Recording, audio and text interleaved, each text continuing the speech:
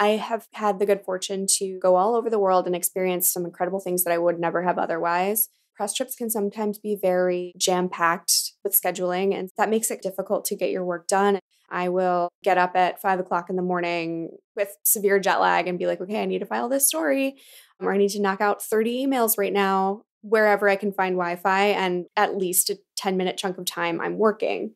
So this trip was awesome in the sense that the only things that we had on the schedule were tastings in the evening because during the day we were sailing. So I would get up early, work for a couple of hours, and then by noon I was out in the sun on the other side of the boat living my best life. That sounds glorious. What kind of wines were you tasting? Croatia's got a long tradition of winemaking. I remember tasting lots of indigenous varietals. The one that sticks out in my mind is Plavac Mali.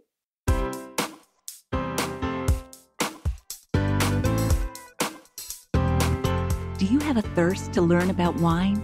Do you love stories about wonderfully obsessive people, hauntingly beautiful places, and amusingly awkward social situations? Well, that's the blend here on the Unreserved Wine Talk podcast. I'm your host, Natalie McLean, and each week I share with you unfiltered conversations with celebrities in the wine world, as well as confessions from my own tipsy journey as I write my third book on this subject. I'm so glad you're here. Now pass me that bottle, please, and let's get started. Welcome to episode 136. What would it be like to visit the most gorgeous wine regions around the world and get paid to do it? How does the fast-paced schedule of a wine and travel writer impact physical and mental health? How can you pair sweet desserts with wine? And what specific impact does sweetness in food have on wine? You'll get those answers and more tips in part 2 of my conversation with New York wine and spirits journalist Céline Bossart. You don't need to have listened to part 1 from last week, but I hope you'll go back and take a listen if you missed it after you finish this one. In the show notes, you'll find a full transcript of our conversation, links to both of my books, how you can join me for a free online wine and food pairing class, and where you can find me on Zoom, Instagram, Facebook, and YouTube live video every Wednesday at 7 p.m., including this evening. That's all in the show notes at nataliemclean.com/136. Now, on a personal note, before we dive into the show, National Public Radio, NPR, reported recently that women have closed the gender gap in alcohol consumption, binge drinking, and alcohol abuse. It noted that studies have found that women are more likely to drink wine to cope than men are, and there's concern that COVID may have made this worse. This worries me. Now that we're finally getting closer to targeted vaccination rates and perhaps a return to a fuller life, I'm re-examining my own wine consumption. It's so easy to slide down that slope of another glass of rosé while watching the season finale of The Handmaid's Tale. There was nothing else to do, right? But that's an excuse. And as we start to open up as a community, I'm trying to be more open and honest with myself and my own habits. How about you? Let me know. Okay, on with the show.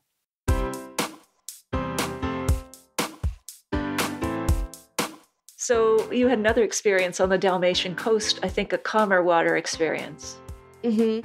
This was one of the best trips I've ever had in my life. It was also a work trip.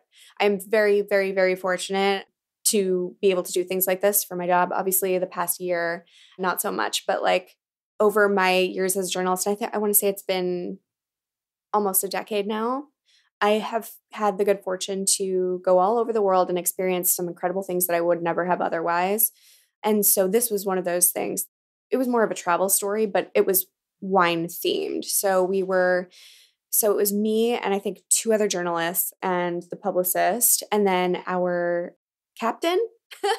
He was a young guy. He was around our age, and we just had so much fun. And we essentially just spent a week. It was so chill. Like press trips can sometimes be very jam-packed. Oh, yes. with scheduling. And so that makes it kind of difficult to get your work done. And, on these trips we are working, like I will work on the plane. I will get up at 5 o'clock in the morning with severe jet lag and be like, okay, I need to file this story, or I need to knock out 30 emails right now, wherever I can find Wi-Fi, and at least a 10-minute chunk of time I'm working. So this trip was awesome in the sense that the only things that we had on the schedule were like tastings in the evening, because during the day we were sailing. So I would get up early, I would have some coffee, on the deck, and there was Wi-Fi on the boat, which was like a godsend. And so I would work for a couple of hours, and it was so peaceful. I was the only one awake except the captain. And, so it was just me and him, and I was like typing away. And then by noon, I was out in the sun on the other side of the boat, just like living my best life. Oh, that sounds glorious. It was awesome. What kind of wines were you tasting? I mean, Croatia is kind of what's old is new again, coming back. It's got a long tradition of winemaking, but what kind of wines were you tasting there? I remember tasting lots of indigenous varietals. The one that sticks out in my mind is, and I don't know if I'm pronouncing this correctly, Plavac Mali. Okay. And the wines were really good, and we probably had a bit too much of it, but we would also just like pick up a couple of bottles, which were really affordable, and have them on the boat. And inevitably, after a long day of, a short day of working and a long day of just lounging in the sun and talking and taking pictures and swimming, etc., we would get into the wines. Oh, lovely. And do you remember any particular Croatian dishes that were paired with the wines? Oh, man. Probably a lot of seafood. I really don't. Yeah, there was a lot of seafood. This was a couple of years ago. My memory is not great from that time, but wine kind of erases a lot of things over time too. Yeah, well, there's that. And also, like, I think we've all had to slow down over the course of the pandemic. And so in retrospect, I'm like, I was so frazzled for years. I could barely keep anything straight. It was like, go, go, go. I remember one time I was in the Catskills. I was in the Catskills for a photo shoot, and I had to go directly from the Catskills to JFK to fly to Morocco for like 2 nights for another story. And then from Morocco, I think I flew somewhere else in a completely different time zone. And then I finally went home. So it was things like that. Like, I remember also I was in Australia. I was in New South Wales for a conference, a wine conference. And obviously that's a very long flight, and it took me a while to get adjusted. I like to think I've got beating the jet lag, like down to a science, but that one was kind of hard for me to adjust. And then I remember once that trip was over, I flew directly to Park City, Utah for a whiskey event. Wow. Did you have any coping strategies? Like, how did you stay well enough to keep working, especially with that pace and the travel? That's a great question. I really was not okay during that time. And, not to overshare, but like, because we've been stuck at home, like really being forced to be introspective and reflect on things, and we have time to do things that we maybe didn't have time to do before, I finally was able to start going to therapy. Yes. And especially because everything became available virtually. Right. I'm completely open about this, and feel free to cut me off if it's just like, no, you don't want to talk about it. I do therapy as well online. Thank God it's available. Yeah, absolutely. Yeah, so, and especially with my dad passing away at the beginning of, he passed away last April. So that was right in the beginning of everything with coronavirus. Right. I was just a mess. That's hard. Yeah. It was also a bit of a shock going from traveling 40 to 45 weeks out of the year for several years straight. And finally just being forced to stop and take a step back and like be in one place. My mom finally just pushed. I had known that I needed to maybe like talk to someone for years, but my mom was like, you need to talk to someone right now because I'm worried about you. And so, yeah, so now I'm on antidepressants and I feel way better. Great. And I work better. I remember things better.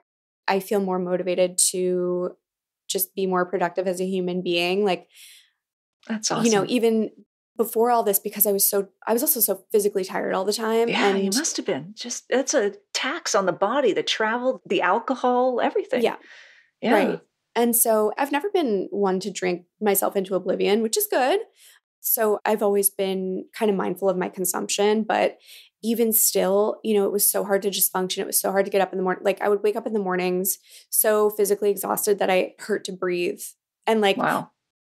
On trips like the Australia Park City one, I remember just being like, I am so tired. My face hurts. And I feel like I'm not in my body. So that made for some awkward moments because I'm like, I don't actually know what I'm saying right now. So it was really difficult. And it wasn't at all because of the wine. It was because I was not taking care of myself. So yeah, I think everyone should be in therapy, because at a certain point you start to feel like this is just who I am. This is how I feel every day. You don't necessarily pick up on the fact that, it's not necessarily normal, like by definition, So, Oh, I hear you. I hear you. Yeah. Absolutely. And I think it's endemic to the wine and spirits industry. I mean, you've talked about that in other places or written about it. I think people don't take care of themselves. I think we're in this sort of fun hospitality and everything's a party until it isn't. Yeah. And yeah, I don't think it gets talked enough. Right. You know. And mental health has been a big conversation lately, especially again, since, we've all been stuck at home. And so I'm glad. I also think, so I'm part of the millennial generation, and I think that we are very, very open about mental health. And so I think maybe other generations think we're just like a bad batch, maybe. Not that having mental health issues is bad. It's a reality. Yes. Because we're so open about it. And so like, haha, like go to therapy. And so like, it's not a thing that we're ashamed about. I mean, generally speaking, like we're trying to take the stigma away from getting the help that you need. Yeah, absolutely. So there is a lot of conversation around that. You've written too about Kathy Heggie. Am I pronouncing her name correctly? And Rebecca Hopkins. They've started sort of a wellness group in the wine world that is trying to incorporate more balance and talk about those issues. What did you discover in talking to them and writing about them? They're doing great things for the industry, I think, because they're pretty much exclusively focused on wellness for people in the hospitality industry, particularly wine people. I think it's really good that there's a defined community that people can be as involved in or as, just stay in the periphery if they want to. There's a weekly newsletter, and I know they used to do a lot of events, and they have a lot of discussions. And I think it's just a really healthy environment for people to sort of dip their toes in or dive in fully if they need a place to sort of explore or talk about mental health and physical health and how those two kind of intertwine. That's true. I think it's called a balanced glass, I believe. Mm-hmm. Balancedglass.com if folks are looking for that, because I think some of their tips too are great for those outside the wine industry who just love wine, want to enjoy it, but also want to make sure they're just staying in touch with other aspects of wellness. Because they talk about yoga and meditation and wine in moderation, that sort of thing as well. I admire what they're doing. Mm-hmm. Yeah, they're doing good things. Absolutely. So, I mean, you've had so many great experiences. Is there another one that occurs to you that's kind of been the highlight of your career so far? Highlight of my career is hard to choose, but the best like wine related travel experience I've ever had, and it will always be my favorite, is the 2 times that I was able to hike the Camino de Santiago with my dad. I'm not going to cry. It's in Spain. Yeah, okay. Well, the Santiago de Compostela, which is like the end point, the main end point, I should say.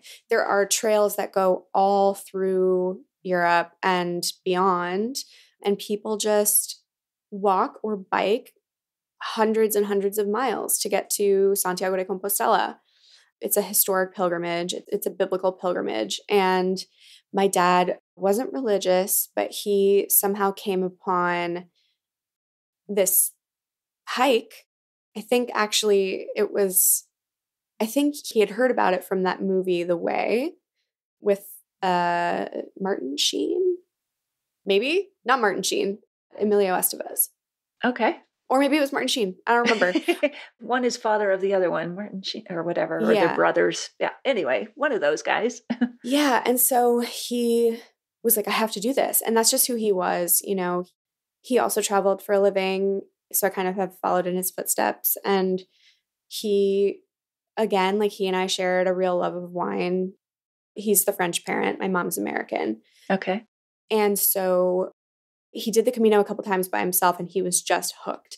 And so finally he convinced me and my sister to come with him. And so my sister and I went with him once for, I think it was 2 weeks. And we hiked, I want to say we did almost 200 miles. Really? Wow. And then the second time he and I did, I think it was a bit longer, actually. I think it was just over 200 miles on foot through, where did we start?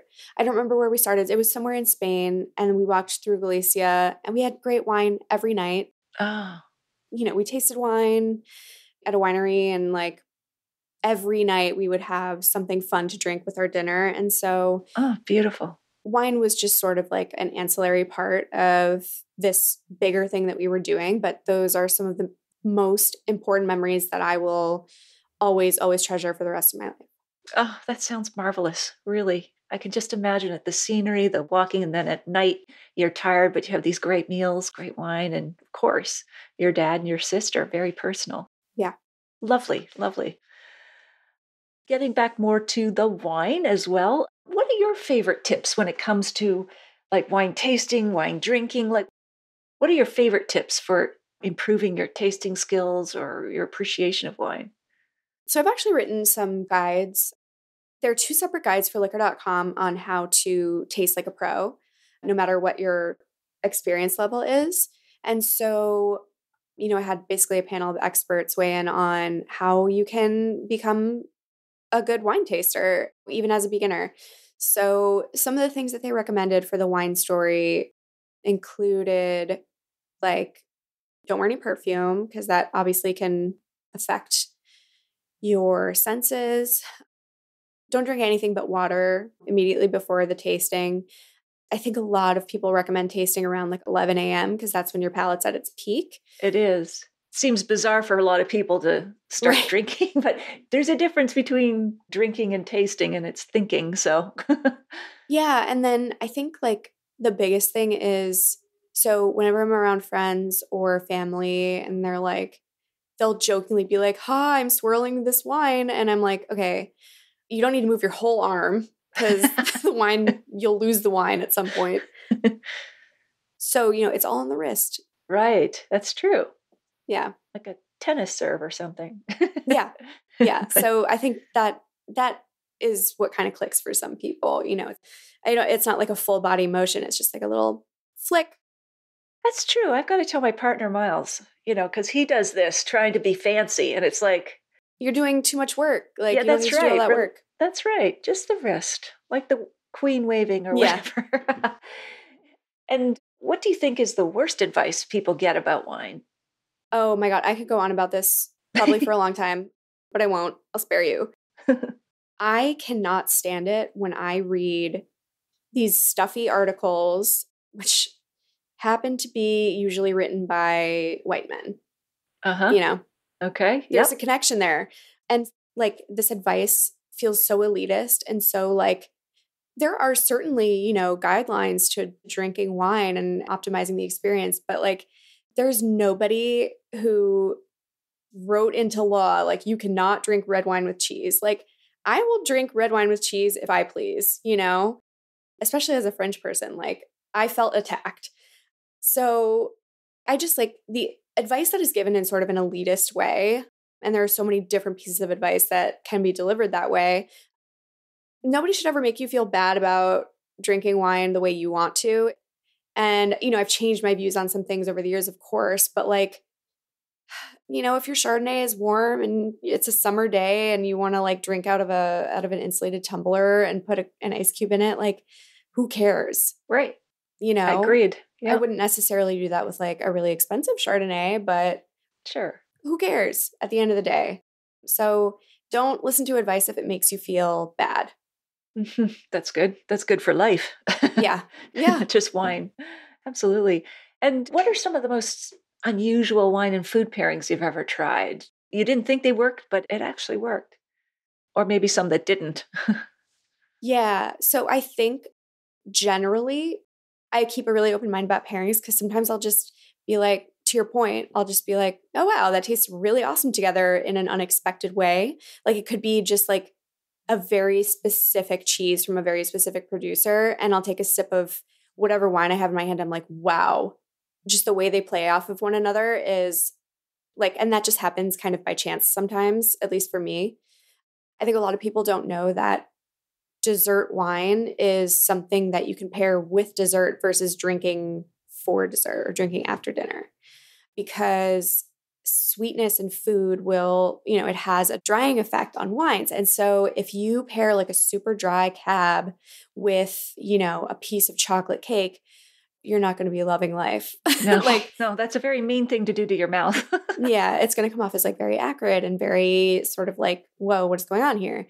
So, like grab a bottle of like tawny port and try sipping that with your like different types of desserts and see what happens, see what you like. So what happens with the sweet wine?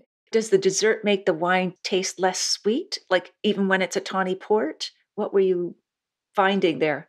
Well, so because sweetness in food has this drying effect on wines, I think the term they use is hard. Like there's a hard effect.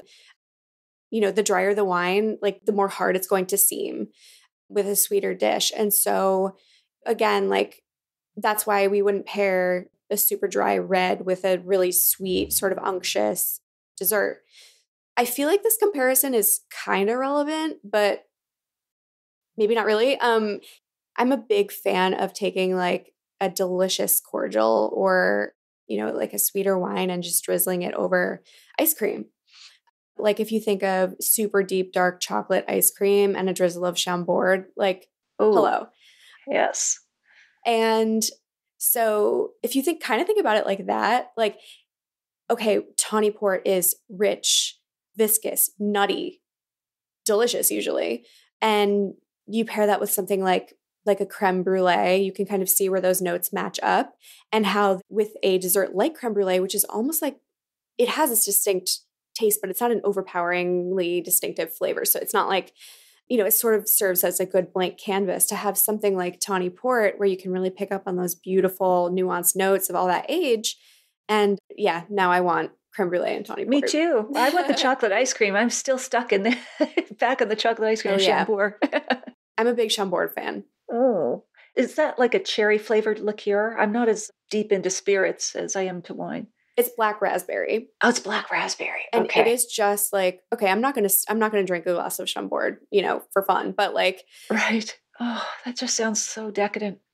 Yeah. So my mom loves Kir Royale, and I can appreciate a Kir Royale, but I personally prefer, instead of the crème de cassis, I personally prefer using Chambord. Okay. Well, I know what I'm doing tonight. Yeah. Oh my God. Friday. Tell me how you like it. Yes, I will. On New Year's Day of this year. So, we couldn't really go out. We couldn't really do anything crazy. And so we just did brunch at home with two of our very close friends. And I was like, you know what?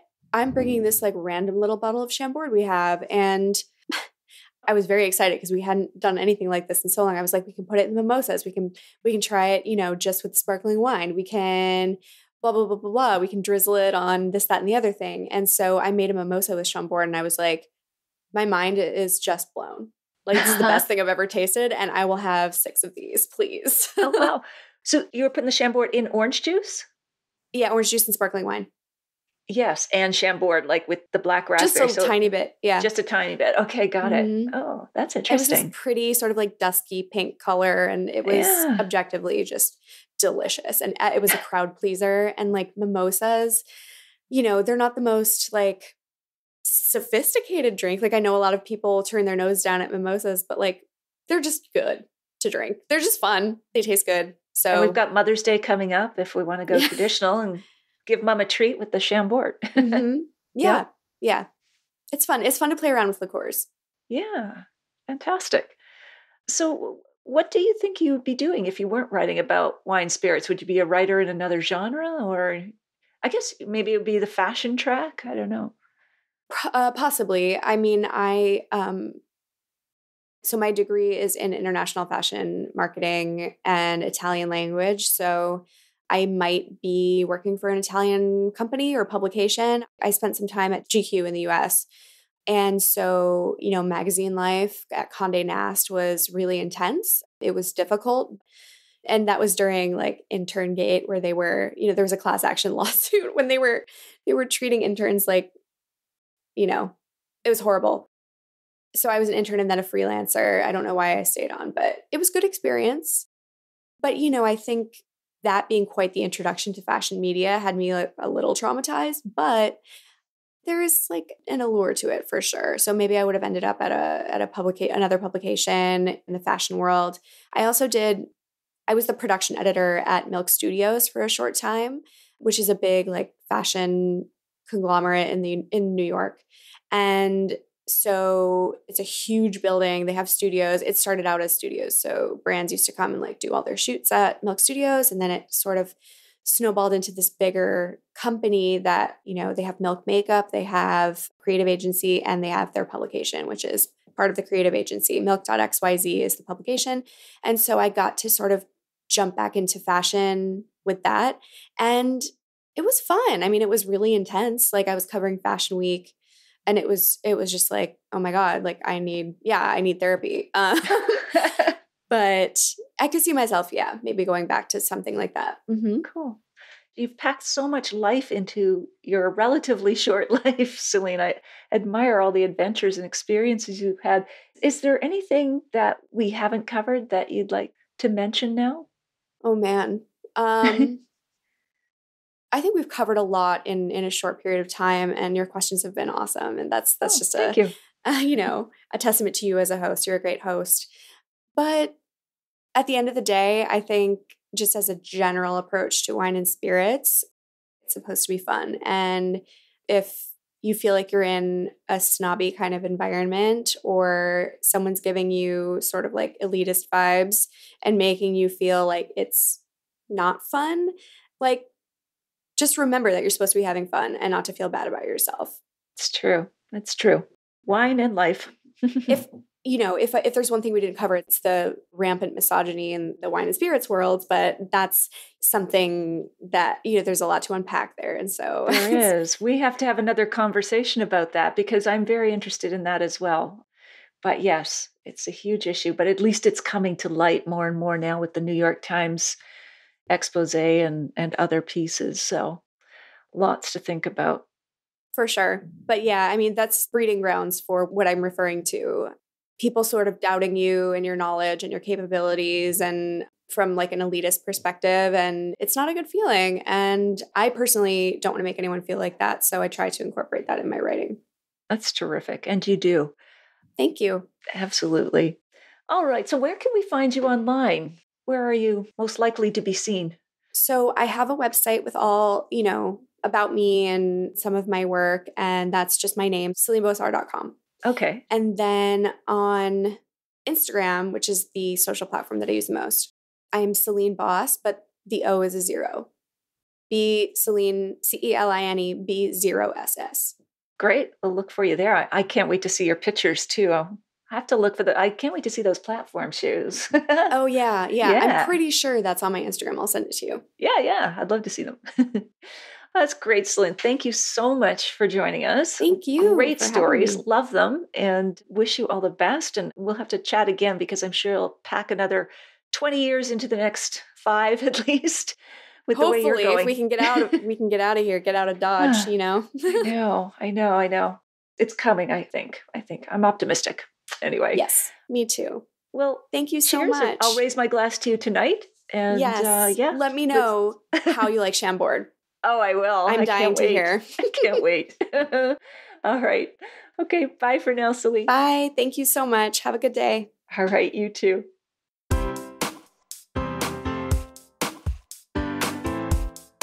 Well, there you have it. I hope you enjoyed my chat with Céline Bossart.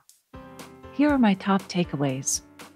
Number 1, I loved listening to Celine's stories about traveling to such beautiful wine regions around this planet. She was so open, too, both about the perks and the challenges of her life, particularly when it comes to physical and mental health. 2, she had some great tips on pairing desserts with wine based on the drying effect that sweetness in food has on wine. And 3, I also enjoyed her tasting tips, including not making swirling wine a full-bodied motion.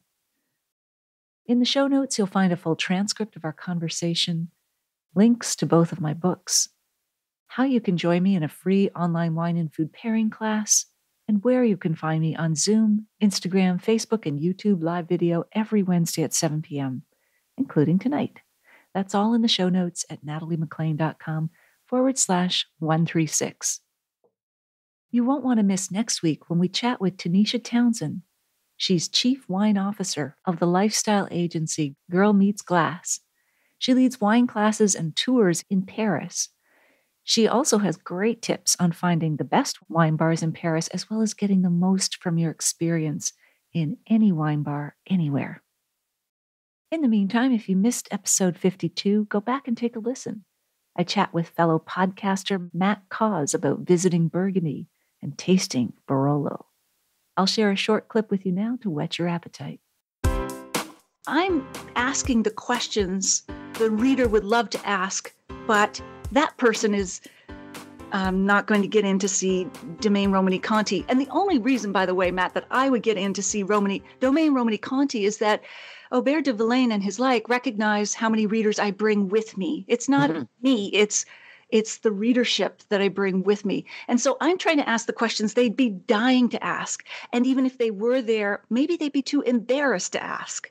So I'm a very, very nosy person, but I'm also very shy. And so writing has given me the cover of being able to ask people things like, well, what is your greatest failure? What'd you learn from it?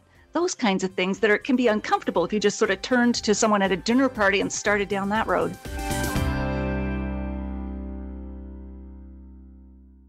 If you like this episode, please tell one friend about it this week, especially someone you know who'd be interested in the tips that Celine shared with us.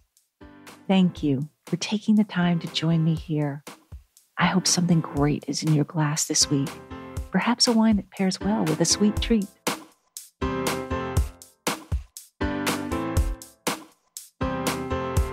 You don't want to miss one juicy episode of this podcast, especially the secret, full-bodied bonus episodes that I don't announce on social media.